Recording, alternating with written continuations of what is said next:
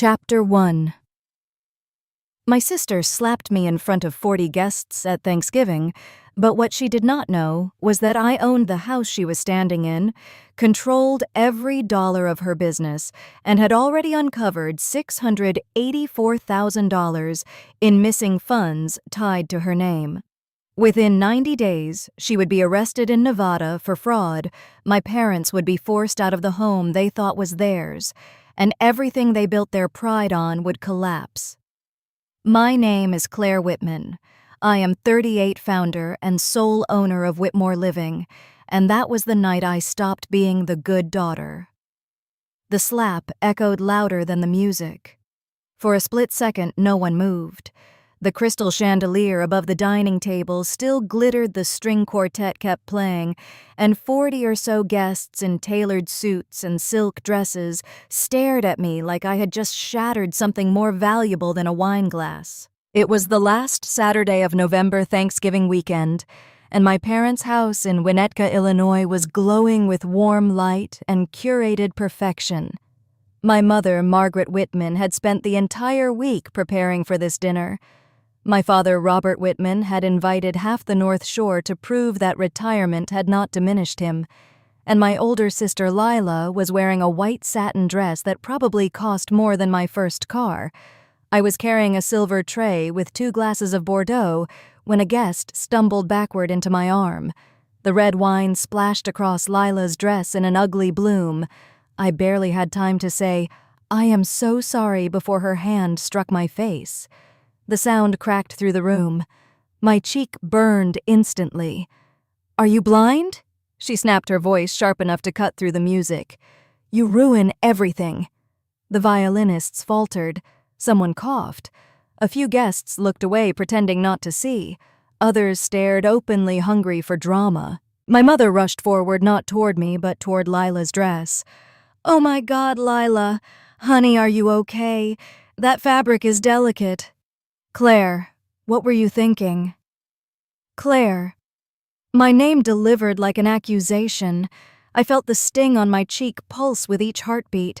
I opened my mouth to explain about the drunk guest, but my mother's eyes were already cold.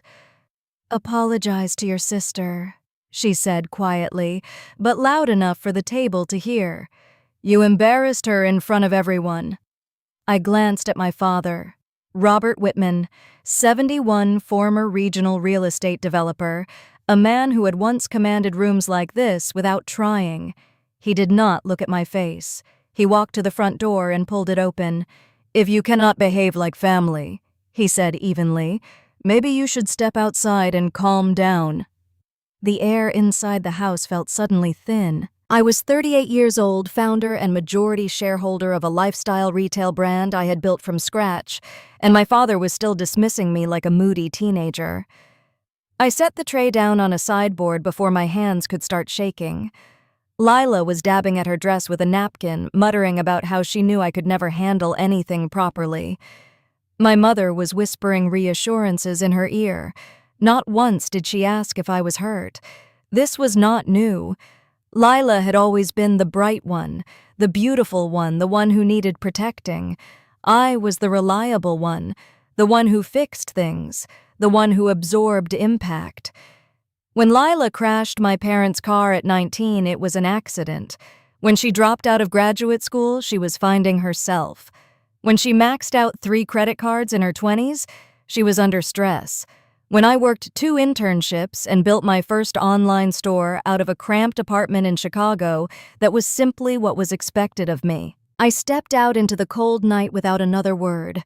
The door shut behind me with a firm click. I could still hear the muffled music and polite laughter as the party resumed, smoothing over the disruption. I stood on the stone steps for a moment, breathing in the crisp air off Lake Michigan. The house behind me was not technically my parents' house. It had not been for years. In 2019, after my father's commercial property deal collapsed and he quietly declared bankruptcy, they had been days away from losing everything. The Winnetka property had been appraised at $3.8 million at the time. No bank would refinance them. I had wired $4.1 million from my company's retained earnings and bought the house outright under my name. I structured it as a private lease agreement, zero rent, indefinite term, with a conduct clause tied to reputational and financial harm to the owner. I told them it was temporary, just until things stabilized. My mother cried and called me her savior. My father said he would make it up to me. They never did. Every utility bill, every property tax payment, every landscaping contract since then had been in my name. They continued hosting dinner parties as if nothing had changed. I walked to my car and drove away from the lakefront streets, away from the glowing windows and curated perfection. I did not cry. I did not scream. I replayed the scene in my head with a strange clarity. The humiliation was not new. It was just public this time. 2 hours later, I unlocked the door to my penthouse in downtown Chicago. The city skyline shimmered through the floor-to-ceiling windows. My home felt quiet, controlled, honest. I walked straight to my office. Behind a large abstract painting hung on the wall was a recessed steel safe. I had installed it in 2020 when my company expanded nationally. Old habits of risk management die hard. I keyed in the code and pulled out a leather portfolio. Inside were the original deed to the Winnetka property notarized in April 2019, and the lease agreement bearing my parents' signatures. Tucked behind it was another folder. In June 2020, I had transferred $1.3 million to Lila to launch 3 boutique stores under the umbrella of my brand. The loan agreement included a personal guarantee and a morality clause tied to business conduct. I flipped through the pages slowly. Everything was clean, structured, legal. The conduct clause in the lease was explicit. Any action that materially harmed the reputation or financial interests of the property owner constituted grounds for termination upon 30 days' notice. Being slapped in front of prominent clients and community members might not qualify by itself. But I knew there was more beneath the surface. There always was. I sat down at my desk and let my hand rest on the papers. I was not angry in the way people expect anger. There was no shaking rage, no desire to scream. What I felt was something colder, a quiet realization that the role I had been playing for decades had just ended. I had been the good daughter, the reasonable one, the one who paid the bills and smoothed over disasters and absorbed insults for the sake of family harmony. Outside traffic hummed 20 floors below. Inside, the room felt still. I picked up my phone and scrolled to Nathan Brooks. Nathan was 46, a corporate attorney based in Chicago who had helped me structure acquisitions and navigate regulatory audits. He had drafted the Winnetka lease in 2019 and the boutique loan agreement in 2020. He believed in documentation the way some people believe in fate. My thumb hovered over his name for a moment. In my mind, I could still see Lila's hand striking my face. I could hear my mother telling me to apologize. I could see my father opening the door. This was not about revenge. It was about alignment, about reality catching up to illusion. I pressed call. The phone rang twice before Nathan answered, his voice steady and alert despite the late hour. "I need to review the Winnetka lease and the 2020 boutique loan agreement," I said. There was a pause on the other end, the kind that comes when a lawyer senses the shift in a client's tone. "Are we activating something, Claire?" he asked. I looked down at the deed at my name printed in clean black ink. "Yes," I said. "I think we are." And for the first time in years, I felt the weight of being the good daughter lift off my shoulders. Chapter 2. Nathan did not waste time. "Claire," he said evenly, "I need you to confirm something before we go any further. Are you the sole owner on record for the Winnetka property?" "Yes, and the utilities, in my name since April 2019. "Good. Then we are operating from a position of control, not emotion." He paused, then continued in the calm tone that had walked me through acquisitions and state audits over the past decade. You are also 100% majority shareholder of Whitmore Living LLC, correct? Yes. And the authorized signer on all subsidiary accounts, including the 3 boutique locations your sister operates. Yes. He exhaled slowly. Then you have both the authority and the obligation to act. If the preliminary financial discrepancies we discussed last quarter turn out to be fraud and you ignore them, you expose yourself to liability. That includes civil exposure and potentially criminal exposure if funds were misrepresented. I leaned back in my chair and stared at the skyline. So this is not just about family, I said quietly. No. This is about governance. The words settled heavily. We reviewed the lease together over video call. The conduct clause was clear. Any action materially damaging to the reputation or financial interest of the owner triggered termination rights with 30 days written notice under Illinois law.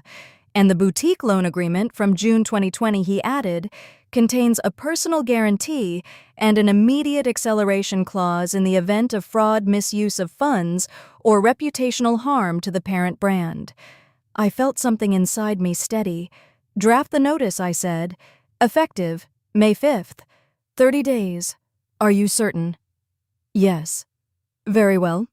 I will have the notice of termination prepared tonight and served tomorrow morning. And the accounts. I recommend initiating a forensic audit immediately. Freeze the Utah boutique operating accounts pending investigation. You are authorized to do so as majority shareholder.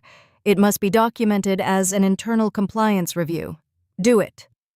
The call ended without drama. No raised voices, no threats, just documentation. Within hours, my finance team executed the freeze.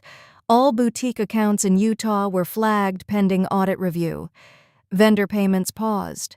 Corporate cards temporarily suspended.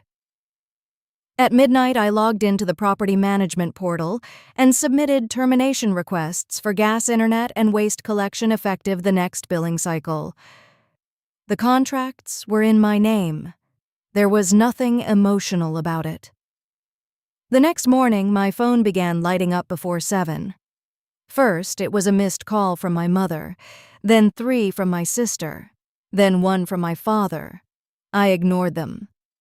At 8:20, my sister finally reached me through the main office line. "Why is my card declining?" she snapped without greeting. "I have payroll to run today." "The accounts are under compliance review," I said calmly. "What does that even mean?" "It means there are discrepancies that need to be addressed."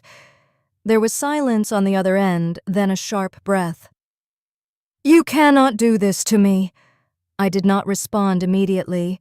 In the background, I could hear her pacing. "Payroll will be processed once the audit is complete," I said. "Employees will not suffer because of you." "Because of me." She laughed, brittle and high. "You are overreacting.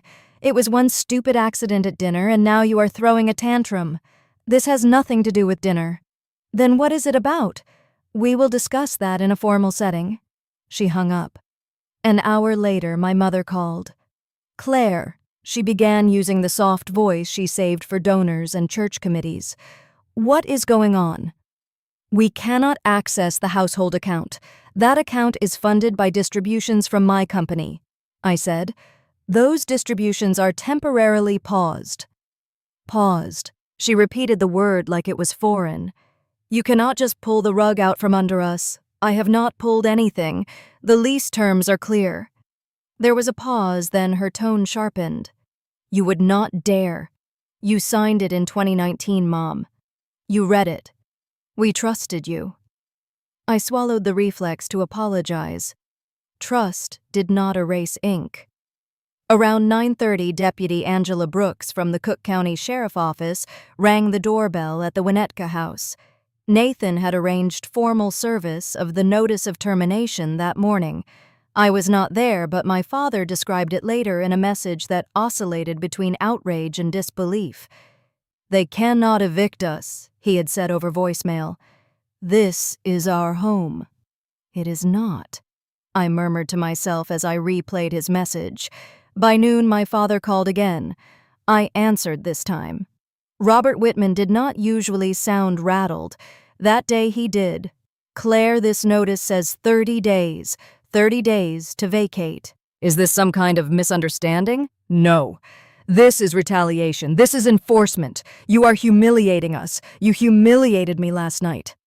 Silence filled the line. He cleared his throat. "We will discuss this like adults." "We are discussing it like adults," I said. The lease was clear. "You have 30 days. He tried a different angle. "Your mother and I are retired. Where are we supposed to go? You have assets. You have retirement accounts. You have options." He did not mention that those accounts were partially funded by distributions I had sent over the years. Later that afternoon, Nathan joined a conference call with my parents. I listened while he spoke. "Mr. Whitman, the lease executed April 2019 grants Mrs. Whitman termination rights under Section 7 for conduct materially harmful to the owner. Notice has been properly served. The 30-day period is statutory and compliant." "This is outrageous," my father insisted. "It is contractual." "And the business accounts," my mother interjected. "Lila cannot operate without them." "The accounts are subject to an internal audit," Nathan replied. "As majority shareholder, Ms. Whitman has fiduciary responsibility to investigate irregularities. This is not optional." I could hear the shift in their breathing. For the first time, they were not speaking to a daughter they could guilt or dismiss. They were speaking to a structure they had signed. That afternoon, I received a call from Maya Patel, my chief financial officer in Chicago. "Claire," she said quietly, "I have been reviewing the Utah inventory report since last quarter. Something is off. Define off. There are purchase orders that do not match incoming stock, and marketing expenses that are inconsistent with revenue flow. I did not want to escalate without more evidence, but given what is happening, I think we need to dig deeper. Did anyone else flag this?" "Logan from operations did back in 2022. He said Diane told him to stand down, that it was family business. The word family landed differently now. Initiate a full forensic audit," I said. "Pull bank statements from January 2021 forward. I want everything. Understood." When I hung up, I realized I did not feel triumphant. I did not feel vindicated. I felt something else. A quiet release. For years, every crisis in my family had landed on my desk. Every misstep had required my intervention. Every embarrassment had become my responsibility to fix. Now, for the first time, I was not rushing in to stabilize them. That evening, I booked a flight to Chicago O'Hare for the next morning, then a connecting flight to Salt Lake City. I wanted to sit across from Maya and Logan in person. I wanted to see the numbers with my own eyes. As I packed a small overnight bag, my phone buzzed again. Lila this time. "If you think you can scare me with paperwork," she said without greeting, "you are mistaken. This is not about fear." "Then what is it about?" "Accountability." She scoffed. "You have always loved playing the martyr." I ended the call without replying. At dawn the next morning, I stood in the airport security line, watching travelers shuffle forward with rolling suitcases and coffee cups. Ordinary lives moving forward. Mine was about to intersect with numbers that would either confirm my worst suspicion or prove that I had finally overreacted. As the plane lifted off, I looked down at the grid of Chicago streets shrinking beneath us. This was no longer about one slap at a dinner table. It was about years of small dismissals and unchecked decisions now demanding to be measured. By the time we began our descent over the mountains outside Salt Lake City, I had already made peace with one thing. Whatever the audit revealed, I would not step back into the role they had written for me, and I would not save them from what came next. Chapter 3. The conference room in our Salt Lake City branch smelled faintly of fresh carpet and coffee that had been sitting too long on a warmer. Maya was already there when I walked in, laptop open, several thick binders spread across the polished table. Logan stood near the window, arms folded, his jaw tight. No one smiled. Maya looked up first. "I ran everything from January 2021 through last quarter," she said. "It is worse than we thought." I took the seat at the head of the table, not because I needed to assert authority, but because that was where I belonged. "Show me." She turned her laptop toward me and projected the spreadsheet onto the wall screen. Line after line of transactions scrolled past. Vendor payments to companies I did not recognize. Marketing expenses far beyond the approved budgets. Emergency reserve transfers executed at irregular intervals. "The total exposure is $684,000, Maya said quietly. "That is confirmed loss. It does not include potential tax penalties if this was misrepresented." The number did not shock me as much as it should have. What shocked me was the pattern. "This is not sloppy bookkeeping," I said. "This is structured." "Exactly," Maya replied. "These are recurring charges. Some vendors do not exist in any state registry. I checked." Logan stepped forward. "I flagged discrepancies in inventory back in 2022, he said. "Purchase orders that did not match incoming shipments. I emailed Diane about it." My chest tightened. "And?" I asked. "She told me not to escalate, said it was family business and that you were aware." I felt the room narrow slightly. "I was not aware," I said. Maya clicked to another file. "There is more." She pulled up scanned authorization forms for 3 separate emergency reserve withdrawals, each dated between late 2022 and mid-2023, each bearing a familiar signature. I stared at it. Margaret Whitman. My mother. Her looping handwriting was unmistakable. The first transfer had been for $150,000 labeled Urgent Inventory Restructuring. The second for $90,000 labeled Store Renovation Emergency. The third for $75,000 listed as Vendor Settlement. "She had temporary signing authority in 2020, Maya said carefully. "When you expanded and were traveling constantly, it was never formally revoked." I did not speak. The date on the first withdrawal was December 2022. The same month Lila had called me crying about a failed investment opportunity she described vaguely as digital assets. Maya continued. "I traced part of the funds. Approximately $75,000 appears to have been used to repay a private lender named Victor Morales. I found wire confirmations." Logan nodded. "I heard about him," he said. "One of the store managers mentioned Lila was getting calls late at night. Sounded aggressive." Maya switched screens again.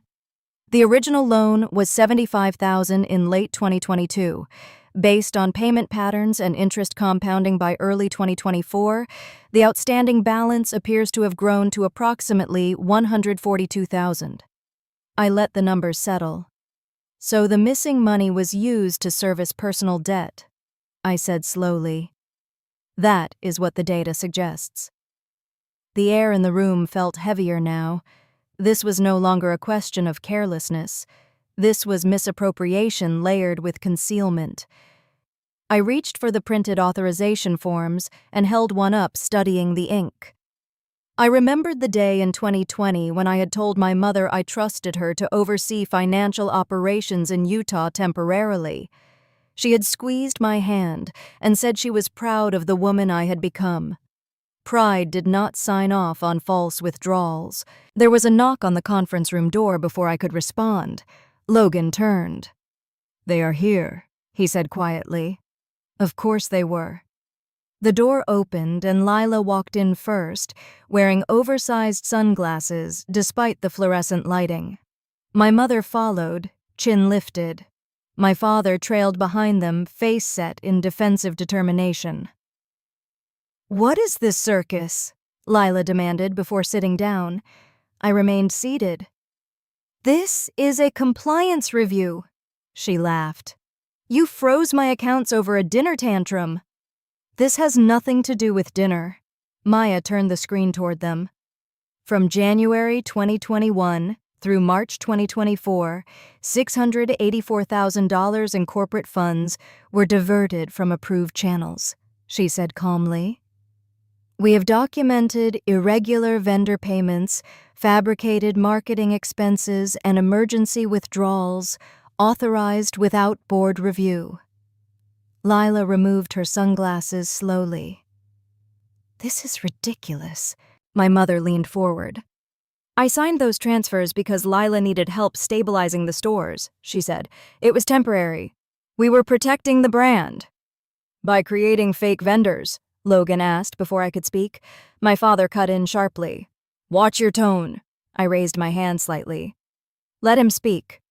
Logan met my father's stare. I sent an email in July 2022 detailing inventory discrepancies. I was told to stand down. My mother looked at him. You are not part of this family. No, Logan replied evenly. But I work for the company that pays your bills. Silence snapped across the table. Lila leaned toward me. You always exaggerate everything, she said. You love drama. I pushed the authorization forms across the table toward her. That is your signature requesting emergency funds, I said quietly. And that is Mom's signature approving them. She glanced at the papers but did not touch them. You are making this bigger than it needs to be, my mother insisted. Families help each other. Families do not falsify accounting records, Maya said. My father stood abruptly. You are humiliating us in front of employees, he said. This should have been handled privately. It was handled privately for 3 years, I replied. Until the numbers became undeniable. Lila's voice sharpened. So what now? You destroy everything I built. You built it with capital I provided under contract, I said. And that contract includes personal liability for misuse. Her eyes flashed. You would not dare. I leaned back and looked at each of them in turn. You have 30 days to vacate the Winnetka property. The accounts will remain frozen pending the outcome of this audit. If full cooperation is not provided, the file will be forwarded to state and federal authorities. My mother inhaled sharply. You would report your own sister. If the audit confirms fraud, I will comply with my fiduciary duty. My father tried another tactic. You are overreacting. This can be fixed. It could have been fixed in 2022, I said, before $600,000 disappeared. Nathan's voice came through the speakerphone at the center of the table. He had been listening quietly. For clarity, he said, a preliminary review packet has already been prepared. If misappropriation is substantiated, we are obligated to notify appropriate financial authorities. Failure to do so would expose Ms. Whitman to liability. Lila stared at the phone as if it had betrayed her personally. You do not understand, she said, her composure cracking for the first time. You have no idea what they will do if I do not pay. The room went still. My father frowned. What are you talking about? Lila looked at me, eyes wide, something close to panic beneath the defiance.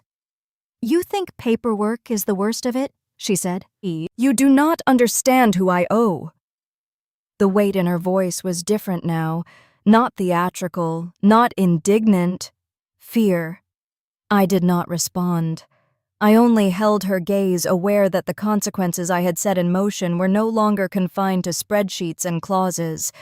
And for the first time since the slap at the dinner table, I realized that the damage inside this family ran deeper than I had calculated. Chapter 4. The unraveling did not happen all at once. It tightened slowly like a rope being pulled from both ends. 2 days after the confrontation in Salt Lake City, my phone buzzed with a forwarded screenshot from one of the Utah store managers.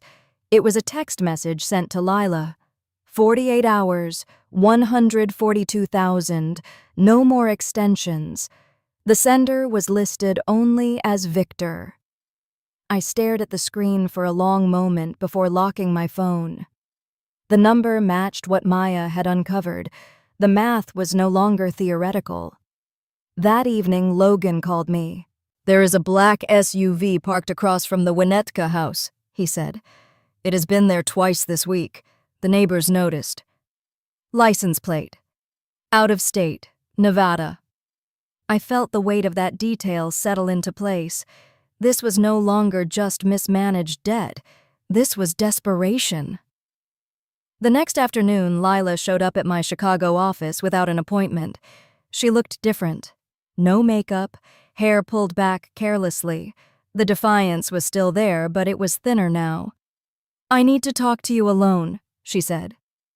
I dismissed my assistant and closed the office door. She did not sit down.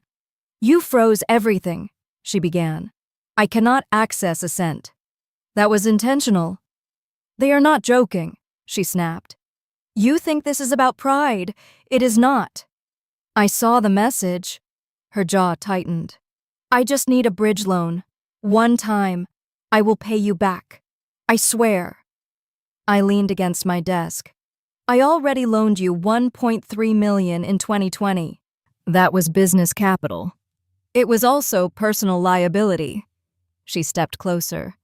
"You have always had this superiority complex. You love watching me struggle." "I have been covering your struggles for 15 years. Her eyes flashed. "This is different." "Is it?" She hesitated, then lowered her voice. "If I do not pay him, things get ugly." "You should have thought about that before diverting company funds." "I was going to replace it," she said quickly. "I just needed time." "You had 3 years." Her composure cracked. "Please," she whispered. "Just this once." I looked at her. Really looked at her. The golden child my parents had protected from consequences. The woman who had never learned that the world does not bend because you demand it. "I saved this house in 2019, I said quietly. "I saved your stores in 2020. I stabilized payroll every time you miscalculated. I have been saving you since we were teenagers." Her eyes filled with anger, not tears. "So you are just going to let them ruin me?" I held her gaze. "I am not ruining you. Your choices are." She left without another word. 3 nights later, at 3 a.m, the security notification from the Winnetka property pinged on my phone. Motion detected in the master bedroom. I opened the camera feed. Lila was in my parents' room. The image was grainy but clear enough. She moved with urgency, glancing toward the hallway before kneeling beside the bed. She reached underneath and dragged out the old fireproof safe my father had kept for decades. She must have known the code, or perhaps she had watched my mother enter it 100 times. The safe door swung open. She began pulling out stacks of cash, envelopes, a velvet case. I felt something inside me go very still. By the time she left the room, the safe was empty. The next morning, my mother called me at 6:30. Her voice was not composed. "She took it," Margaret said. "Everything. The retirement cash, my mother's jewelry." "How much?" I asked. $118,000 in cash," she whispered. "And the diamonds, the emerald set, at least $240,000 in value." In the background, I could hear my father pacing. "She would not do this to us," he kept saying. "She would not." But she had. For the first time, there was no one else to blame. By noon, my parents were sitting across from me in a quiet office in Evanston. My mother looked smaller. My father looked older than 71. "We made mistakes," my father said finally. I did not respond. "We always believed she would grow out of it," my mother added, "that she just needed time." "Time does not fix accountability," I said. My father looked up. "Help us recover it." "I cannot." "You can," he insisted. "You have resources." "I have already given resources." My mother clasped her hands together. "She is still your sister. She is also an adult." There was a long silence. Eviction day arrived on June 5th. Deputy Angela Brooks stood in the driveway with 2 asset recovery professionals and a clipboard. Everything had been scheduled legally. 30 days had passed since notice. There had been no appeal. I sat in my car at the end of the driveway, engine running. My parents' belongings were being loaded into a moving truck. Not everything. Only what was personal. The house itself remained intact. My father approached my car as the last box was sealed. He knocked lightly on the window. I did not roll it down. Through the glass, I could see the strain in his face. "Claire," he mouthed.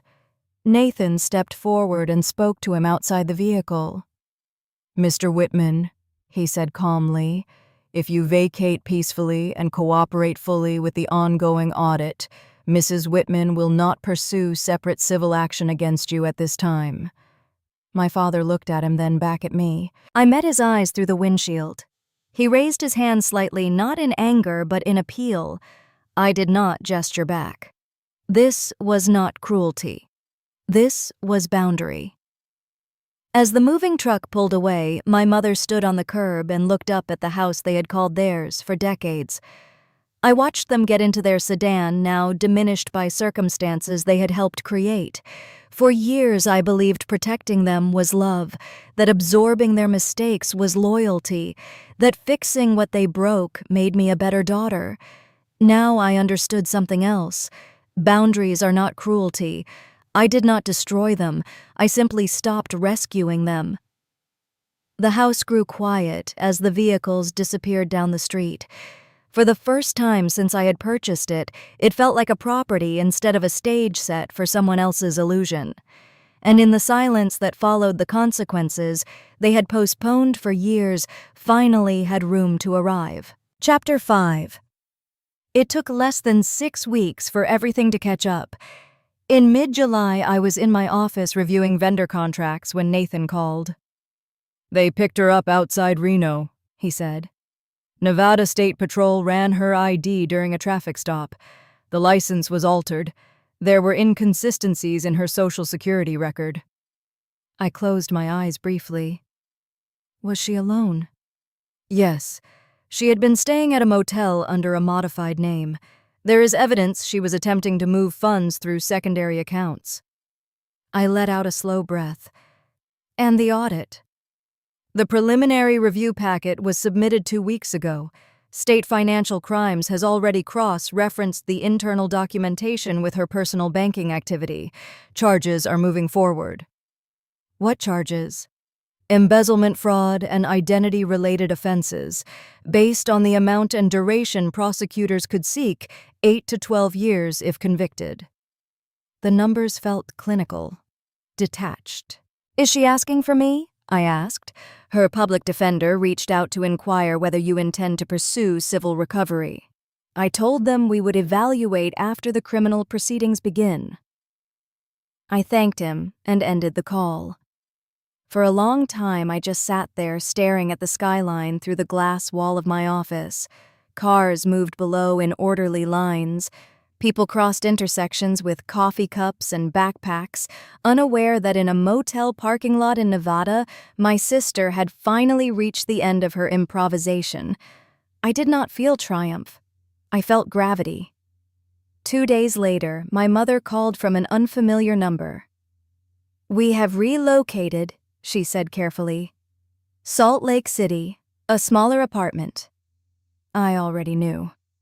Erin Matthews, the social worker assigned to review their financial transition after the eviction, had left a brief message confirming they were receiving temporary housing assistance while they liquidated remaining retirement assets. "How are you?" I asked. There was a pause. "Your father is not sleeping well," she admitted. "He keeps replaying everything. We both do." In the background, I heard my father say something sharp, then her voice hushed him. "We should have stepped in sooner," she said quietly. "We kept thinking she would grow out of it." "You protected her from every consequence," I replied. "She never had a reason to grow." Silence stretched between us. "Are you going to visit her?" my mother asked finally. I do not know. After I hung up, I walked through the Winnetka house one last time. By then it felt hollow, stripped of illusion. The walls were freshly repainted, the floors refinished. The property manager had staged the living room for showings. In early September, a man named Daniel Mercer, 39, founder of a Midwestern tech logistics firm, toured the house with his realtor. He moved through the rooms with practical interest, asking about structural updates and lake effect weather patterns. This place has good bones, he said. It just needs new energy. We agreed on $5.8 million. When the wire confirmation arrived in my account, I did not celebrate. I transferred a portion into long-term investments. Another portion went to expand the grant initiative, a fund I had quietly launched in 2021 to support female founders who lacked access to early capital. The rest remained liquid, not as a safety net for my family this time, but as strategic reserve. I started seeing a therapist that fall. Her name was Dr. Harper Ellis. Early 40s, calm voice, no patience for vague guilt. You feel responsible for outcomes that are not yours, she told me during our third session.